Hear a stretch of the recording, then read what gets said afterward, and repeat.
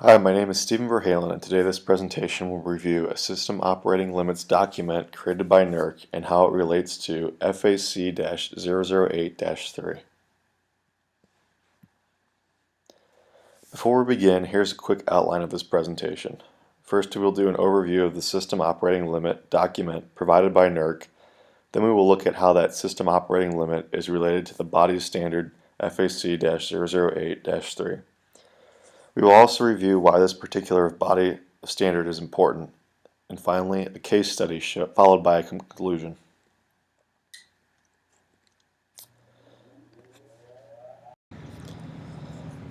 The NERC webpage offers a document that clarifies the system operating limit definition and the concept.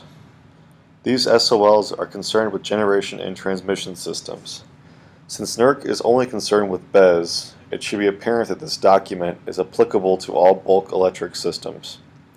This document also clarifies how to establish an SOL for a system and operating plans in the event that a user is surpassing their operating limits. This document explains that the 5 main elements that must be considered in operating criteria are megawatts, megavars, amperes, frequency, and volts. Let's take a look at the different operating criteria. The first operating criteria is facility ratings. This criteria specifies that the ratings in the system facilities must be accurately documented in order to determine how much load can be transferred on the facility or future planning and existing operations. The second criteria is transient stability ratings. This rating is used to specify that the BESS should be stable during transient or dynamic changes. Such transient and dynamic changes could occur from lightning strikes or switching on the BESS. This is typically the max power a system can handle. The third criteria is voltage stability ratings. The voltage level of the BESS must also be stable in the event that a contingency occurs. The last criteria is the system voltage limits. This criteria looks at the system voltage and how it should respond pre- and post-contingencies. The criteria we will focus on in this presentation is the facility ratings.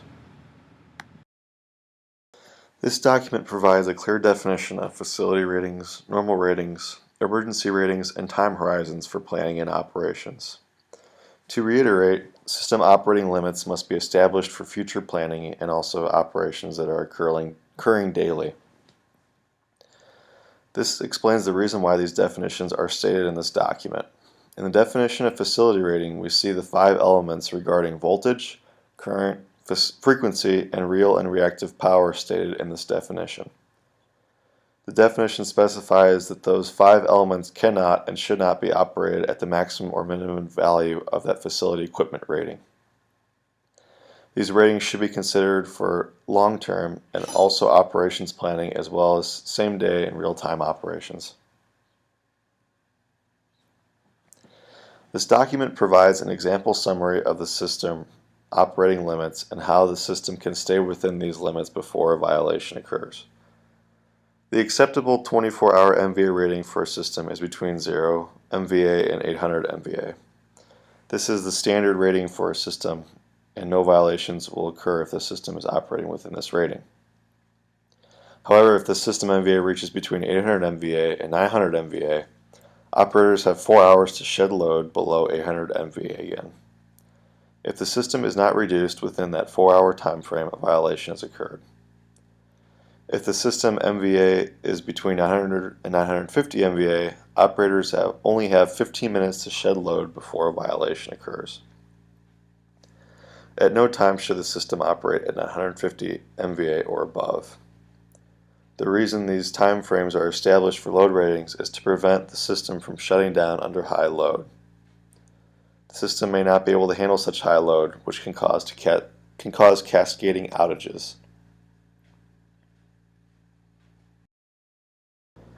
The document provided by NERC gives operating guidelines for the 3 areas of SOL shown in the last slide. Under normal conditions, pre- and post-contingency, operators are consistently monitoring the load on the system. When a 4-hour emergency occurs, the sense of urgency increases to shed load if necessary in order to bring operations back to normal load. When a 15-minute emergency occurs, operators must shed load in a pre-contingency situation. Under post-contingency situation, operators must shed load only if necessary. Let's consider the document provided by NERC and how it is related to the standard FAC-008-3. FAC-008-3 applies to both generation and transmission BES owners. The purpose of this standard is to ensure that facility ratings used in the reliable planning and operation of the bulk electric system are determined based on technically sound principles. A facility rating is essential for the determination of system operating limits. Facility ratings must be documented for all BES equipment located in the facility. The equipment that falls under the need for documentation can be anything from protective relays, conductors, breakers, and transformers, just to name a few. These ratings themselves for this equipment can usually be found from the manufacturer. It is important to note that the equipment ratings should document at the very least normal and emergency ratings. For example, one example could be continuous amp rating on a circuit breaker or interrupting fault current capability of a load break switch. These ratings must be documented for existing facilities and facilities that are part of future plans. These facility ratings are used to create system operating limits as discussed in the NERC document earlier in this presentation. Let's take a look at the significance of this standard. FAC-008-3 helps establish system operating limits. These operating limits can be critical during a significant event such as a blackout or a day where load demand is high. More importantly, it can help prevent cascading outages from IR/OLS. If a portion of the grid is blacked out, other transmission generation systems connected to that blackout may also be heavily affected. This can lead to a cascading effect similar to the 2003 blackout. Now we will take a look at a recent case study involving a violation of FAC-008-3. The case we will be reviewing occurred on May 28, 2015 with CCI Signal Hill under the region of Texas RE.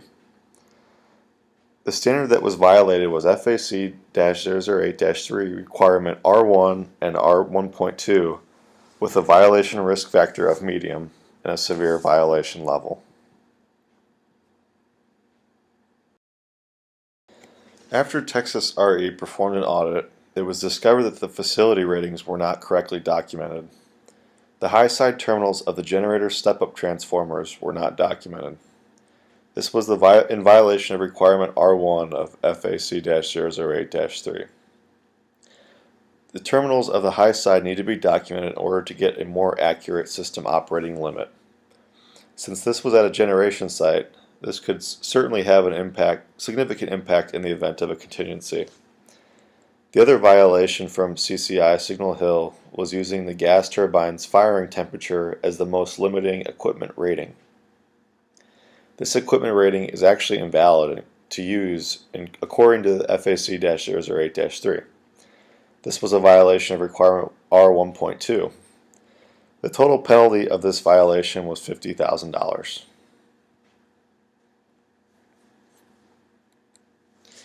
To conclude, the document provided by NERC clearly defines how facility ratings should be documented in order to prevent a violation of FAC-008-3.